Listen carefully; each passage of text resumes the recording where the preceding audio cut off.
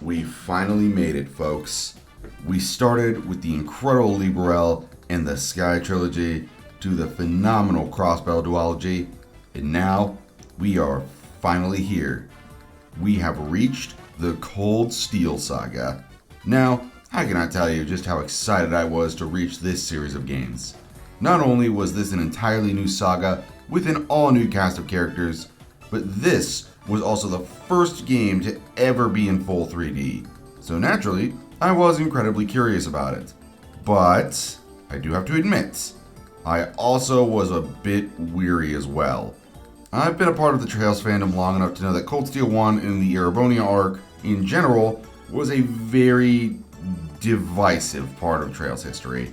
Complaints were due to its slow pacing, as Cold Steel was made with the purpose of being an entry point for new players, character writing, and gameplay, all creating a rift with fans that split opinion down the middle from all of the old fans and all of the new ones. But what did I think of it? What are my thoughts on Cold Steel 1? Well, you are here to hear that, so without further ado, let us get into it. Alrighty, let's get into my first piece of praise for Cold Steel 1. And that is that I love how this game looks. Now, considering that Cold Steel was the first ever fully 3D title, I admit I was a bit skeptical about how it would look visually. They worked magic with their older chibi-esque style, sure, but fully 3D games are a completely different beast to tackle.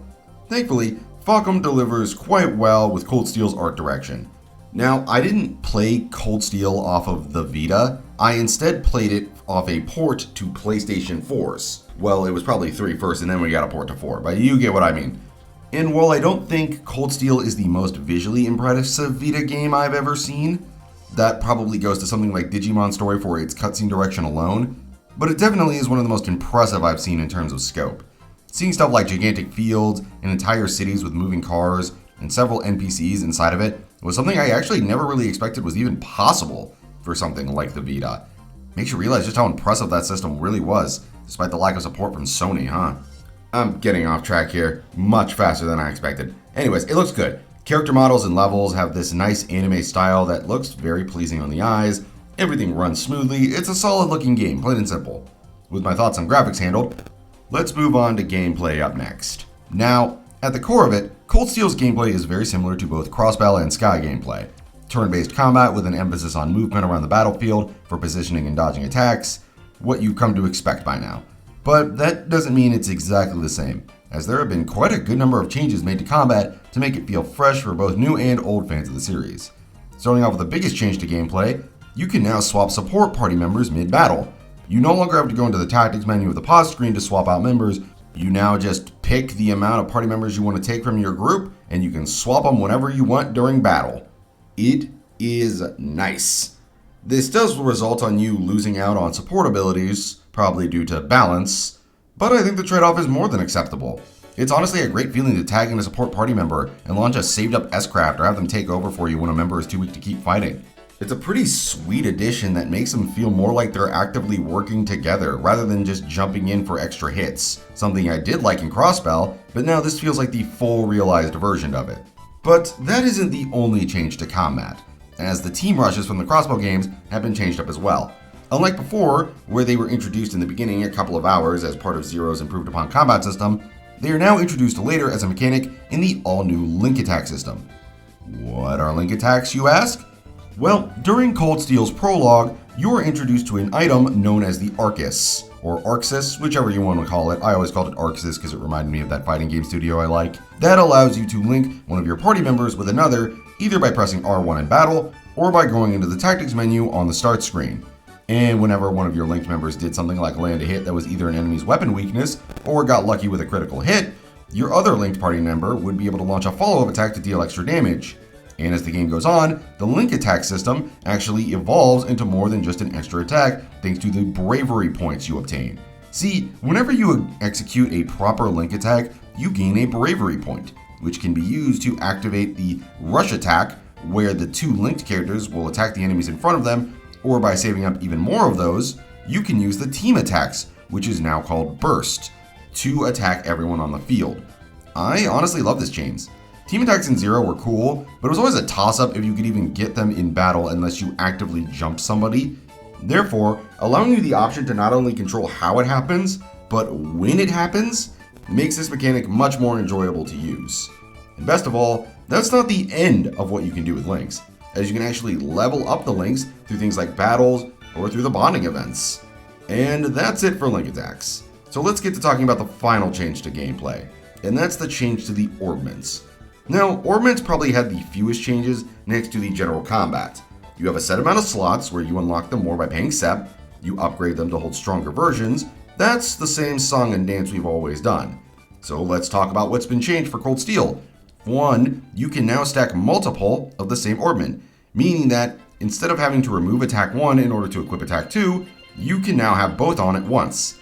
The only thing is you cannot have 2 attack 1s. You need to have an attack 1 and an attack 2. You can't have 2 attack 1s, just want to make that clear. Another change is how arts work. In older titles, you needed to equip certain orbments, and this resulted in arts. And while somewhat it's still there, now you can just equip arts in the form of orbments. So if you ever just want to give party members La Forte or Crest to have, you can. This is probably one of my favorite changes, as it opens up the customization doors even more than other games did. And with how many new characters you have, it allows for much more diversity in your build structure. And speaking of characters, that's pretty much it in terms of combat. So, how about we get to talking about the characters in the story next? So long before I had even gotten close to Cold Steel, I had known that it was heavily meant to be used as an entry point for the franchise. Instead of just making everyone constantly play the same 5 games again, they decided to use Cold Steel as a nice little you can start here moment. As a result of this, it uses little to no pre-existing characters outside of 2 or 3 from games you've met before. So I was genuinely curious if I would not only like these new cast, or if they were any good as the other cast members we've had before. And after playing through the game, I am very happy to say that I think this cast is rather great. Now, considering this is the first of a 4-part story, I'm going to give it a lot of time before I fully compare them to the Liberel crew or the SSS. But so far, the first impressions are rather strong. So just who is this cast? Cold Steel stars Rien Schwarzer, a young boy going to Thor's military academy to find himself after his original master, Kai Fi, cut his training short. And he hopes to improve himself as a result. While joining, however, he learns that he has been put into a new class called Class 7, which is a mix of both commoners and nobles, which is a first for something like Thor's, a place that formerly placed you in a class based on your social status, where he meets Elliot and later on Gaius, who become his first ever friends at the academy. He also meets the blonde-haired Elisa, who he has a less than ideal beginning with, if I'm honest.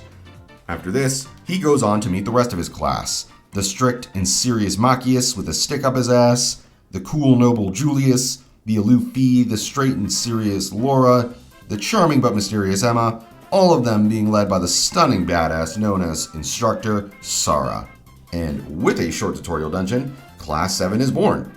And now they have to navigate school life while improving their combat skills and dealing with problems like monsters, their own personal issues, and an all-new threat in form of the Imperial Liberation Front, a group dedicated to taking out Osborn because, you know, that bitch has it coming. During this journey, we also learn a bit more about our protagonist, and how he has this strange power within him that grants him incredible strength, but he cannot control it at all, and he must come to terms that it is a part of himself. Of course, Class 7 isn't the only people Rien interacts with, as we also meet several second years, like the tiny but helpful Toa, the slacker Crow, and Angelica. Her personality is that she's a lesbian. Yeah, these second years were pretty hit or miss, but we're not here to talk about them, because that's all for characters. So, how about we get into story? Well, to be honest, the story of Cold Steel 1 is a bit hard to fully get into, as this game falls squarely into the same kind of category that something like Sky FC does, where it is the beginning game in a long-running story. As a result, a lot of this game is dedicated to setting up things like villains, character arcs, and plots that we will follow for the next set of games. So a lot that is introduced doesn't super go anywhere till much later. But that isn't to say this game is boring and nothing happens, as there were a lot of great moments. Machias and Eustace's arc was a lot of fun, and probably the best part of the game, especially with the script being flipped by having Machias be more of an arrogant asshole than the noble was, making for an entertaining back and forth as a result. The conflict with the Liberation Front was fun and led to the best boss fights in the game, with the battle with their leader C being a massive highlight, who's also tied to one of the best twists in the entire game as well, so look out for that when you play it. And traveling around on field studies to learn more about Abori and his people was pretty cool. Plus, things like Elisa's character development were great. I really ended up liking her bond with Rean, even if I picked Emma in the romance option. Other than that, I don't have much else to say for pros, so how about we get to cons now? Okay, so for the cons of this video, I'm going to go over my minor gripes with Cold Steel 1 before I reach my major issues with it. So first, let me talk about my issues with combat. Now, I love all of the additions to gameplay for this game, but these do come with some problems. First off, let's talk about how you don't start with any S-crafts. Now, in comparison to past Trails games, in Cold Steel 1 you don't start out with an S-craft and end up unlocking them as the story goes on.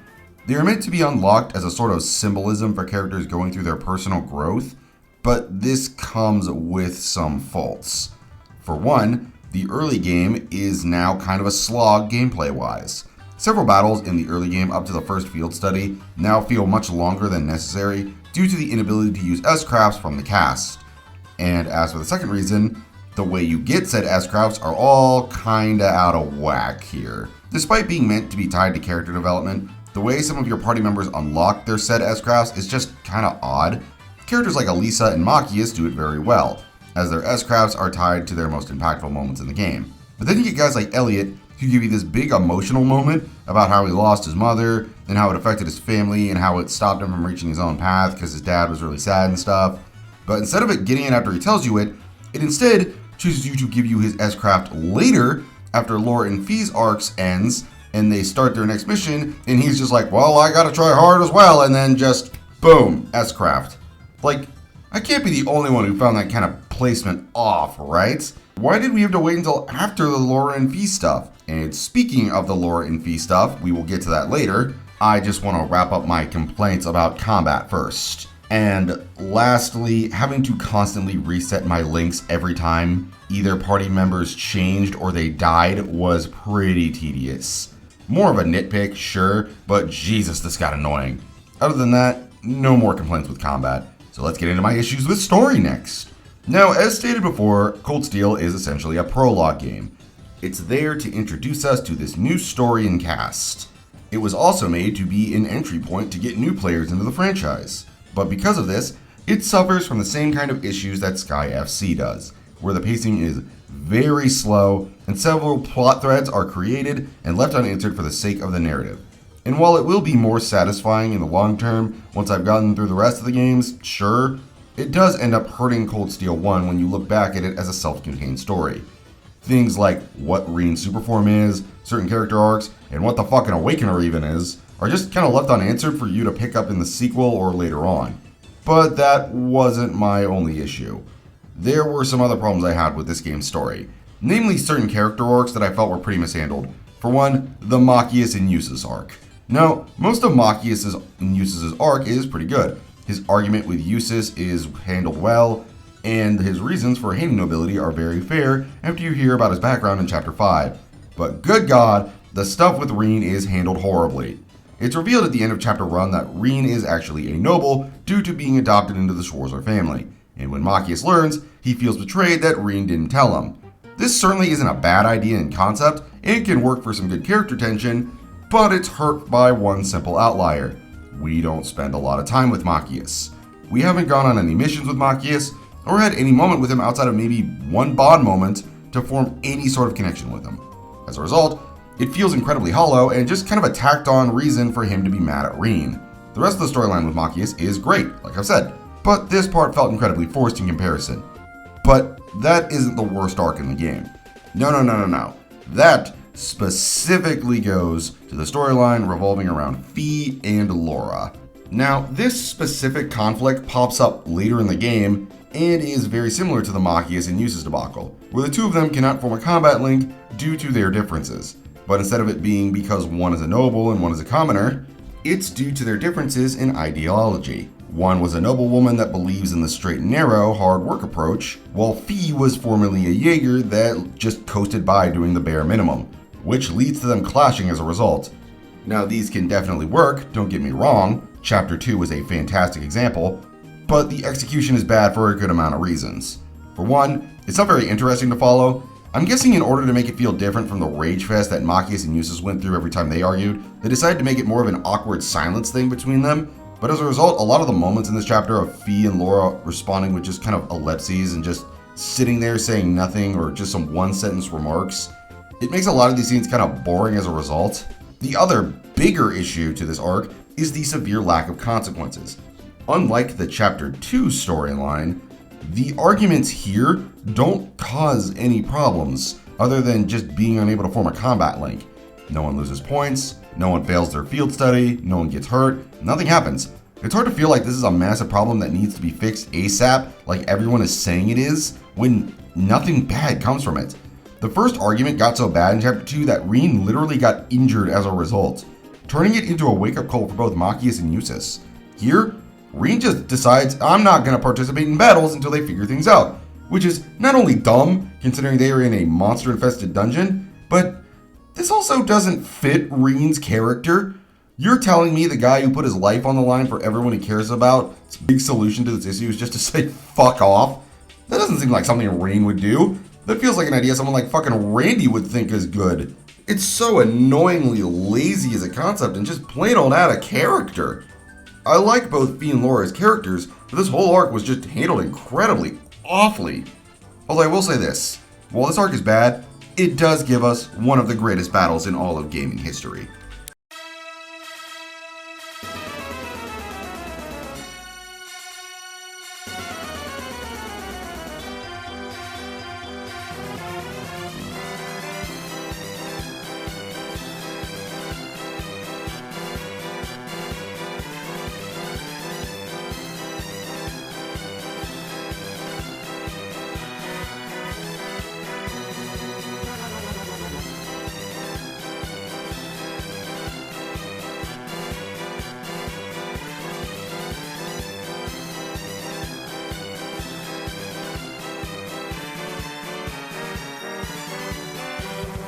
Peak cinema right there, folks.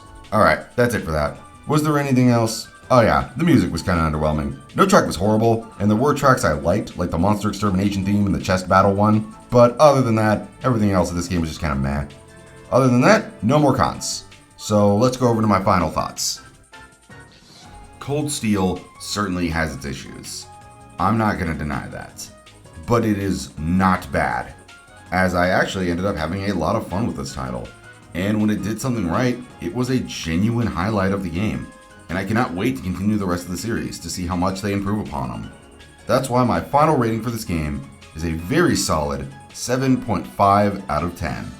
That's all for this video, folks. If you liked what you saw, do me a favor and like and sub down below, and comment if you so wish as well. That's it, have a wonderful day, and I'll see you next time for more RPG content.